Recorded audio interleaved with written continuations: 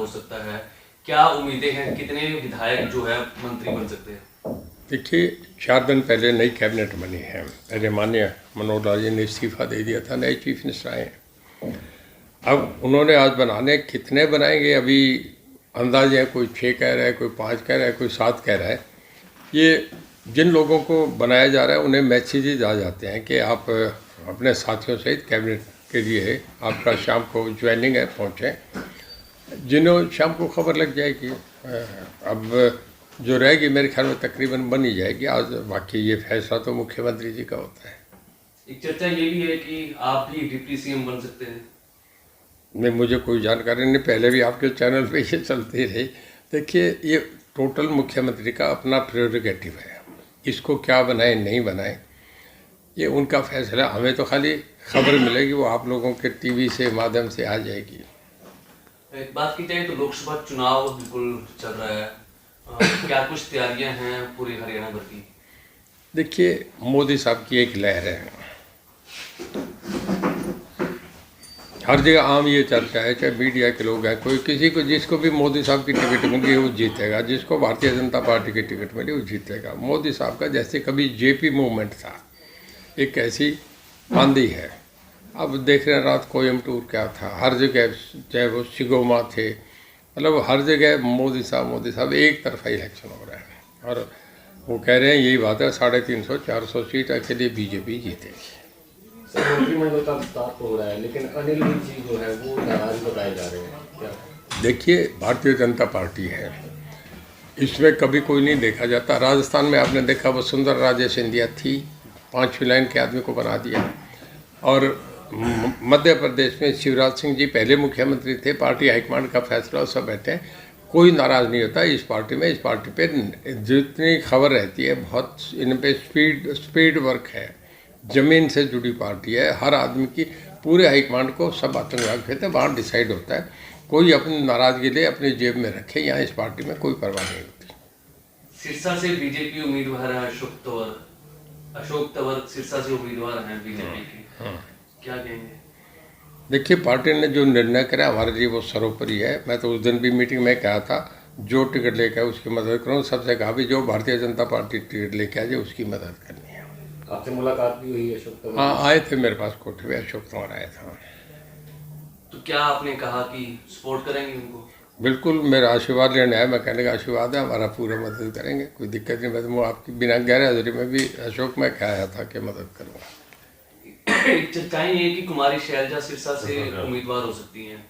देखिए, कांग्रेस पार्टी का उनका निर्णय, किसको बनाए नहीं बनाए, हमारा उस पर कोई कमेंट करना, मेरे कहने से टिकट दिया जाना नहीं, मेरे कहने से कटना नहीं। उनकी पार्टी का मैं इस पर क्यों सोच कर, मैं तो अपने पार्टी के उम्मीदवार हूँ, उनके लिए पूरा जोर लगाऊंगा जिताने का काम। कितनी चुनौती मानते हैं आप उसका, अगर शैलजा आते हैं तो कितनी चुनौती मानते हैं? क्योंकि पहले भी मेरा ये मानना, हरियाणा के 10 की 10 हम जीत रहे। हम इस खाने को ही नहीं चेक करें क्योंकि सामने चैलेंज है, कुछ नहीं। मोदी साहब का अकेले के नाम का वोट है। लोग देश को सबसे मजबूत प्रधानमंत्री मिले हैं कश्मीर का मामला होने के बाद, इसके बाद वर्ल्ड की 5 इकोनॉमी में होने के बाद, दुनिया की डिफेंस में सबसे बड़ी ताकत होने के बाद, जो ये चीज़ें जो है लोग देखते हैं, नेशनल इंटीग्रेशन की बात है पूरे भारत में। आज कश्मीर में जाके 2 झंडे 2 इश्तिहार सब बंद हो गए। लोग अच्छे नेतृत्व को स्वीकार करते हैं। रोहतक सीट सबसे वोट सीट है। हालांकि पिछला जो चुनाव था वो महज 7500 समथिंग वोट से ही बीजेपी जीती थी। दीपेंद्र हुड्डा का दावा है कि इस बार बीजेपी को पूरी तरह से सबक सिखा देंगे। देखिए, 2014 में भी वो ये कहते थे, 2019 में भी ये कहते थे। और मैं एक बात बताना चाहूँगा, जो उनके सबसे बड़े नेता हैं राहुल गांधी, उनकी अपनी स्टेट में 80 सीटों में 2 सीटें आई थी पिछले चुनाव में, और अब वो वहाँ छोड़ के जा रहे हैं। जब सेनापति भी कमांड छोड़ के दूसरी जगह चला जाए, सुरक्षा कवच में चला जाए, तो फिर उस फौज की क्या होगी? अब इसमें क्या दीपेंद्र कहेंगे, उस पर कोई कमेंट करने का मीनिंग रहता है क्या? जब खुद वो सिक्योर नहीं, अपनी रायबरेली अमेठी रैली छोड़ दी, तो अमेठी मेरठ आपका रोहतक कोई मीनिंग थोड़ा ही है, कौन सुनेगा? मोदी का एक तरफा चैलेंज।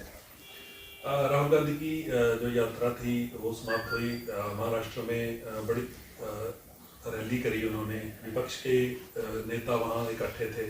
उन्होंने एक बयान दिया कि राजा की जान ईवीएम में है। राजा की जान जो है ईवीएम में है, उन्होंने प्रधानमंत्री EVM का कटाक्ष किया। ये आप इसको कैसे देखते हैं? और जिस तरह से इंडिया गठबंधन इकट्ठा हो रहा है, सीट शेयरिंग भी हो रही है, तो कितनी चुनौती मानते हैं आप इसको? देखिए, शब्द कौन कैसा इस्तेमाल करे, सिविलाइज सोसाइटी है, जो आदमी ठीक बोलेगा उसे लोग पसंद करेंगे। देखिए, ये कोई वो तोता तो है नहीं, लोग फैसला करेंगे, लोगों ने वोट देना है। एक ईवीएम थोड़ी, ये लाखों ईवीएम लगेंगे, हर जगह लगेंगे, हर स्टेट के अलग अलग रिजल्ट आएंगे। तमिलनाडु में कुछ रिजल्ट हैं, वेस्ट बंगाल के कुछ रिजल्ट हैं, उत्तर प्रदेश, गुजरात, मध्य प्रदेश, राजस्थान, हरियाणा, दिल्ली, हिमाचल के रिजल्ट अलग हैं।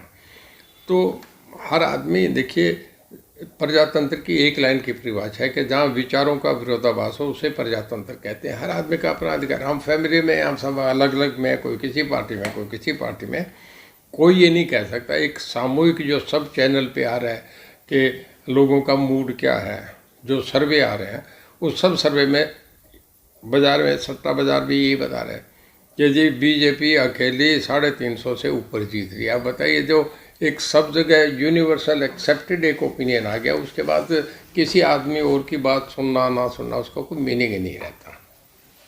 सर, बीजेपी और जेजेपी का गठबंधन था, टूट गया। अब जेजेपी का क्या भविष्य देखते हैं?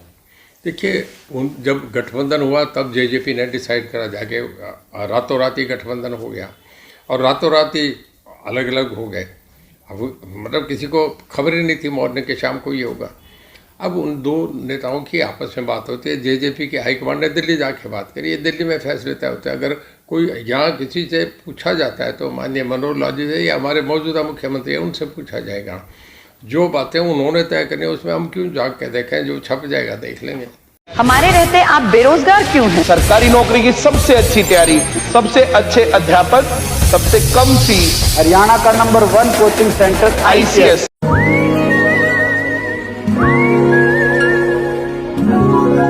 बादल यहाँ पे हैं मुस्कुराते, उन संग चले चलाने वाले कल में हंसते खिलखिलाते पल मिल जाते। आ चल चले आने वाले।